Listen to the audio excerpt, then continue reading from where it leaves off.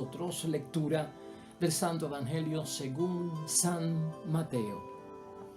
Al entrar Jesús en Cafarnaún, se le acercó un centurión suplicándole: Señor, mi muchacho está en cama totalmente paralizado y sufre terriblemente. Jesús le dice: yo iré a sanarlo. El centurión contestó: Señor, ¿quién soy yo para que entres en mi casa? Di nomás una palabra y mi sirviente sanará. Pues yo, que no soy más que un capitán, tengo soldados a mis órdenes. Y cuando le digo a uno, vete, él se va. Y si le digo a otro, ven, él viene. Y si ordeno a mi sirviente, haz tal cosa, él la hace. Jesús se quedó admirado al oír esto y dijo a los que le seguían: les aseguro que no he encontrado a nadie en Israel con tanta fe. Yo se lo digo, vendrán muchos del oriente y del occidente para sentarse a la mesa con Abraham, Isaac y Jacob en el reino de los cielos, mientras que aquellos a quienes se destina el reino serán echados a las tinieblas de afuera. Allí será el llorar y el rechinar de dientes. Luego Jesús le dijo al capitán: vete a casa, hágase todo como has creído. Y en ese mismo momento el muchacho quedó sano. Jesús fue a casa de Pedro, allí encontró a la suegra de este en cama con fiebre. Jesús le tocó la mano y se le pasó la fiebre. Ella se levantó y comenzó a atenderle. Al atardecer le llevaron muchos endemoniados. Él expulsó los espíritus malos con una sola palabra y sanó también a todos los enfermos. Así se cumplió lo que había anunciado el profeta Isaías: Él tomó nuestras debilidades y cargó con nuestras enfermedades.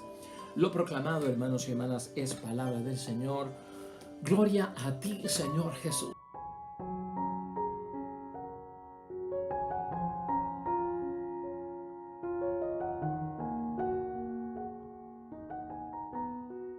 Hoy es sábado de la 12ª semana del tiempo ordinario, y con este sábado y las lecturas terminamos esta semana del Evangelio. Y hermanos y hermanas, tenemos y seguimos en el Evangelio de San Mateo. Hoy estamos en el capítulo 8, versículos 5 al 17, y seguimos hablando de los milagros de Cristo, de estos signos y estas señales por parte de Cristo, en unos prodigios enormes, hermanos y hermanas, que tienen que ver con la salvación nuestra y sobre todo esa rehabilitación que necesita nuestro cuerpo también para estar preparado para el discipulado. El discípulo tiene que estar saludable, el discípulo tiene que estar lleno de energía, de fuerzas, tiene que tener el vigor de la vida, y también hay que atender nuestro cuerpo humano, nuestra carne, ¿verdad? Estamos interesados sobre todo en lo que es espiritual, pero también necesitamos de aquello que nos ayuda a rehabilitarnos en términos de salir de la enfermedad y llegar a la salud. Y hermanos y hermanas, hoy quiero compartir contigo reflexión. La meditación que tenemos basada en el Evangelio de hoy, hermanos y hermanas, es un Evangelio conocido por todos nosotros. Es la curación del siervo o el sirviente del centurión. Y hoy vamos a meditar en torno a esto, porque Cristo le dice, viendo la fe de este centurión, que se haga así como han creído. O sea, que se haga en ti como has creído. Como has creído es conforme a tu fe, que se realice, porque este hombre maravilla a Jesucristo, hermanos y hermanas, porque es un soldado romano, porque ciertamente es un pagano, no es judío, no es del pueblo de Dios de Israel, y la fe de este hombre maravilla a Jesús con lo que está pasando. Hoy estamos viendo un milagro a distancia, no es un milagro donde Cristo toca, hermanos y hermanas, o tiene la persona de frente, es un milagro de lejos, a distancia, donde el poder de la obra de Cristo es grandísimo, hermanos y hermanas. O sea que podemos pensar en que nosotros podemos interceder y pedirle a Jesús por los que están distantes en términos de salud, en términos de su enfermedad, podemos hacer eso. Y es un milagro que nos recuerda que nuestra iglesia es una iglesia de intercesión, donde pedimos los unos por los otros para que Jesús obre con los que están presentes, los que puedan estar ausentes, con los que están con nosotros, los que puedan estar en distancia.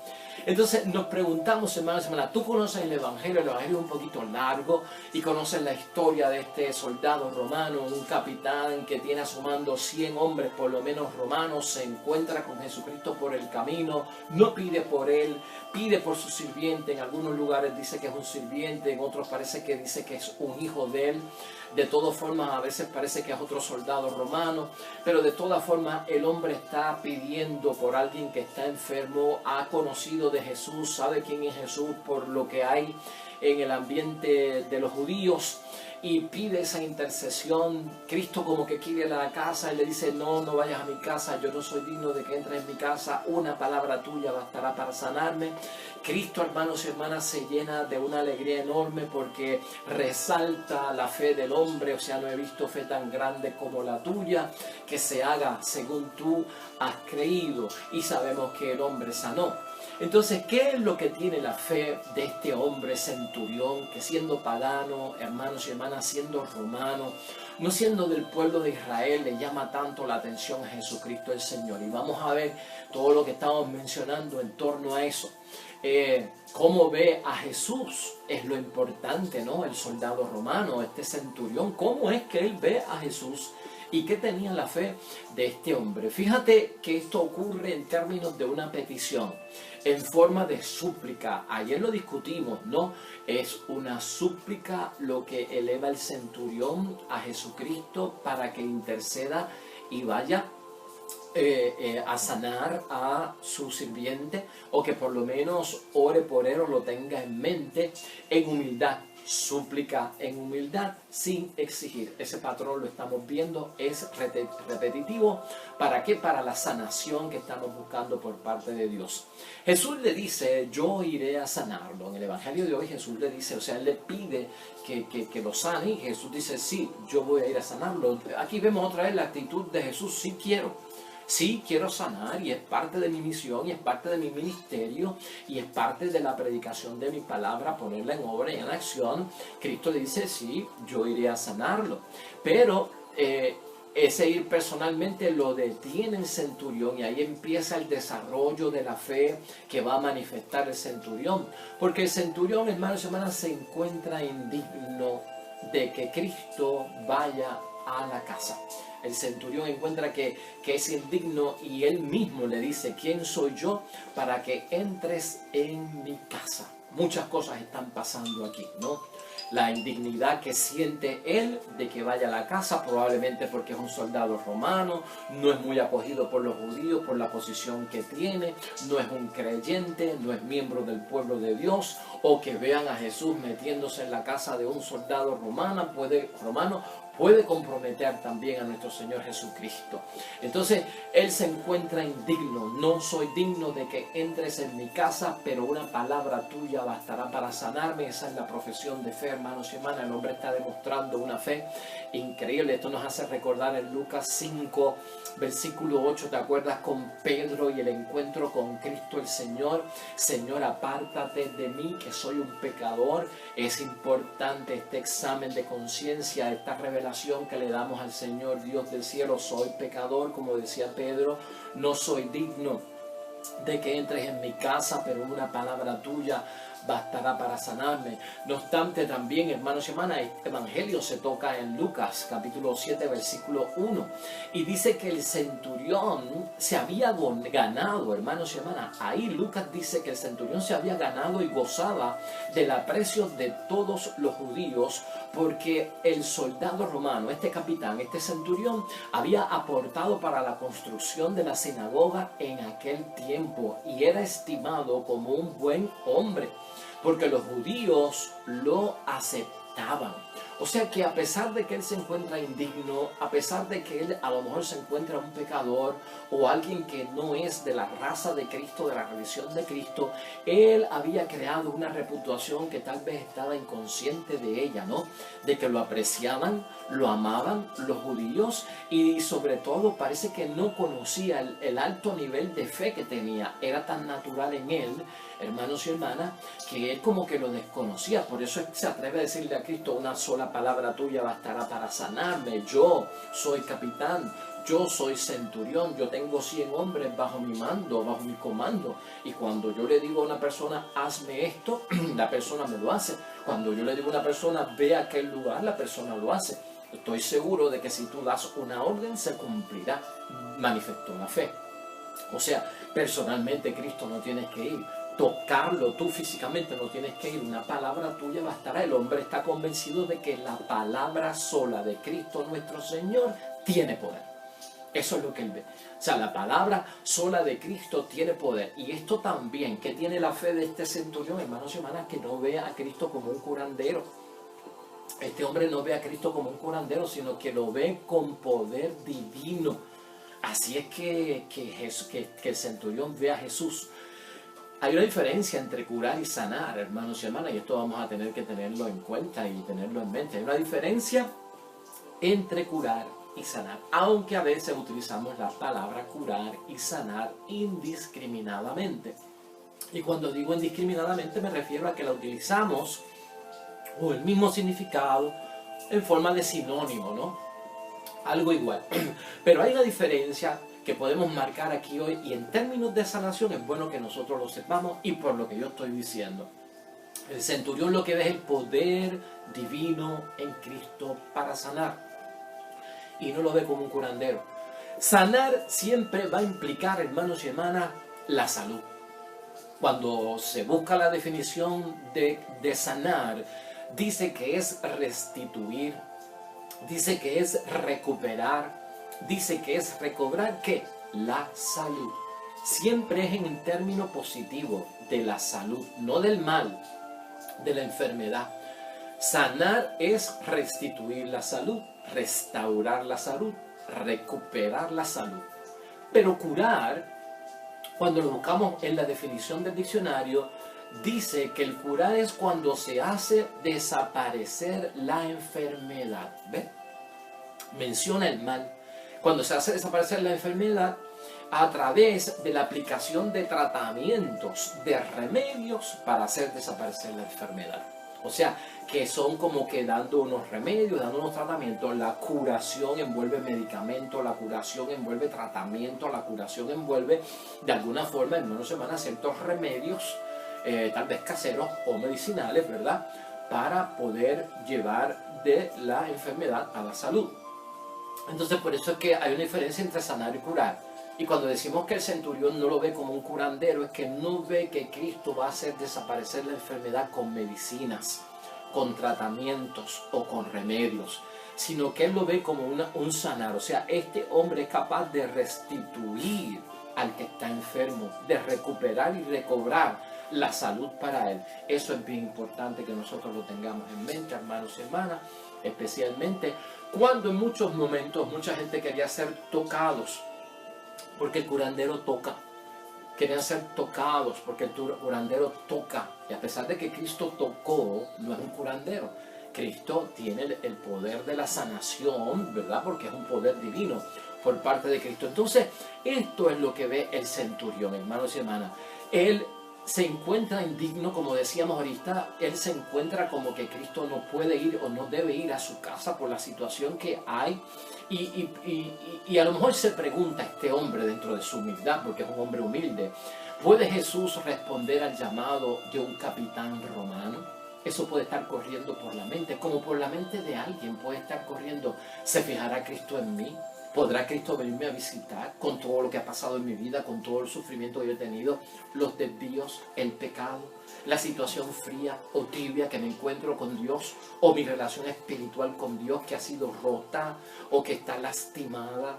¿Puede Cristo fijarse en mí? Porque el centurión como que lleva eso adentro. ¿Puede Jesús responder al llamado de un capitán romano? Pues mire, sí. puede responder al llamado de una persona que esté dentro de los parámetros de la fe. Hermanos y hermanas, la fe siempre va a llevar a una ruptura, como hemos dicho, y eso va a ocurrir en el nombre de Dios. Por eso en Lucas vemos que el centurión lo que hace es que envía una serie de amigos judíos que tiene, porque todavía en la mente del centurión está: ¿aceptará Jesús ir a la casa de un romano y mancharse con los impuros? Porque el romano era visto como una persona impura que practicaba la impureza y no se podía ni hacer amistad con ellos, ni estar con ellos, ni ir a su casa, ni comer con ellos, ni nada. Entonces hay algo también de impureza, ¿no? Por eso es que no se ve como digno de la visita. Y muchos de nosotros también en algunos momentos nos vemos como indignos, como impuros, por nuestros pecados, por nuestras faltas. Pero fíjate, aquí hay un alivio, hermanos y hermanas, aquí hay una misericordia por parte de Dios. Todas estas cosas serán atendidas por Cristo y serán pospuestas por un momento, en el momento en que tú tienes necesidad. Y eso hay que darle gloria a Dios por eso. Todos estos asuntos de mi indignidad delante de Dios, de mi impureza delante de Dios, de que yo no soy digno de que el Señor venga a mi casa. Y cuando le pido que una sola palabra de Él baste para la sanación, pues hermanos y hermanas, tenemos que ver que ya más tarde Cristo se va a arreglar esta situación con nosotros y tendremos nuestro encuentro con Él. Y por eso se acepta la fe del soldado o del centurión en ese sentido. El centurión, hermanos y hermanas, no exige dentro de su fe que Cristo lo toque o que toque al enfermo como lo hacían otras personas, sino que tiene una fe tan grande en ese poder de la intercesión y de que el poder de Cristo trasciende y llega hasta tan lejos, que es maravilloso verlo. Cree que Jesús da la orden, aunque sea desde lejos, es lo que apreciamos, ¿verdad? Para salvar a una vida que se está acabando. Porque esa es la gravedad de esta situación, es una vida que se está acabando. Entonces, la fe, hermanos y hermanas, aquí hay que verla desde un punto de vista. Mucha gente, este no fue el primer caso en que Cristo le dijo a una persona que ha visto la fe tan grande como la de él. La fe muy grande de muchos que buscan milagros, hermanos y hermanas, no era garantía para Cristo de que iban a entrar algún día en el misterio del Hijo crucificado. Y esto es bien importante. Vemos personas con mucha fe que prácticamente reciben milagros de Cristo, y a veces uno se pregunta dónde estaba esta gente el Viernes Santo o por qué no estuvieron con Cristo. Son preguntas que nos hacemos, pero no podemos juzgar. Pero Cristo entiende la fe desde un punto de vista, hermanos y hermanas, que tú y yo tenemos que tener cuidado. La fe nuestra, muy grande, y la fe de mucha gente muy grande, de muchas personas que se acercaron a Cristo y que buscaron los milagros de Cristo, para Cristo no sigue siendo una garantía de que entrarán algún día a esa vida de un discipulado que envuelve al Hijo crucificado, porque esto causa escándalo y muchos no lo quieren aceptar, y la fe tiene que ser capaz de ir hasta allá adentro. De esos, preguntaría Cristo, ¿no? ¿Cuántos serían discípulos que cargan con su cruz?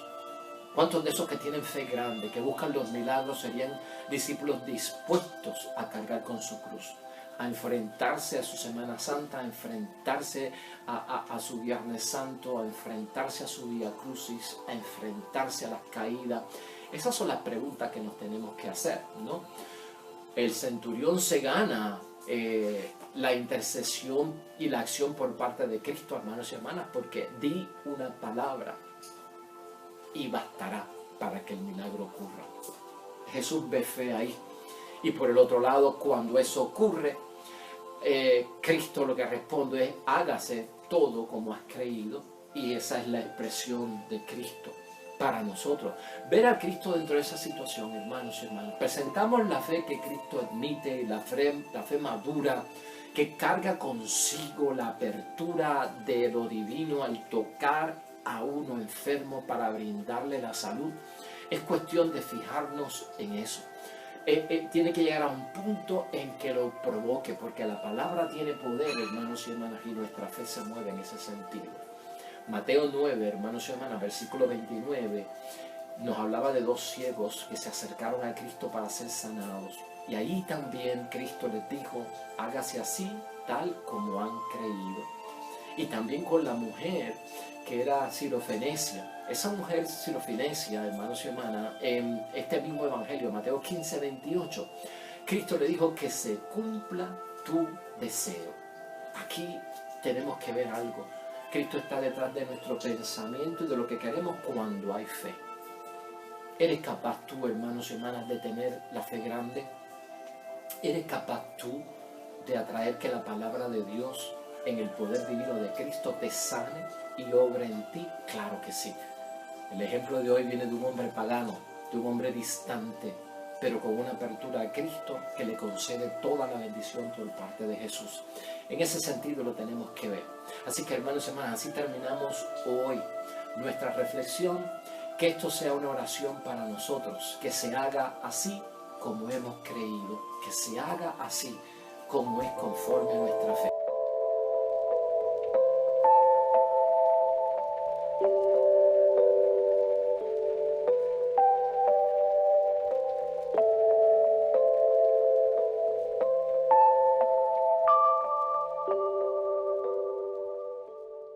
Y amén. Hermanos y hermanas, el Señor esté con vosotros. La bendición de Dios Todopoderoso, Padre, Hijo y Espíritu Santo, descienda sobre ustedes y permanezca para siempre. Nosotros regresamos mañana con el favor de Dios, un nuevo evangelio, nueva meditación de la palabra de Dios. Recuerda siempre, todo cuanto hagas junto a los tuyos para la gloria y la honra de nuestro único Dios. Te irá bonito, hermano y hermana, pero sobre todo vas a ser bendecido. Vas a ser bendecido. Te espero mañana en el nombre de Dios.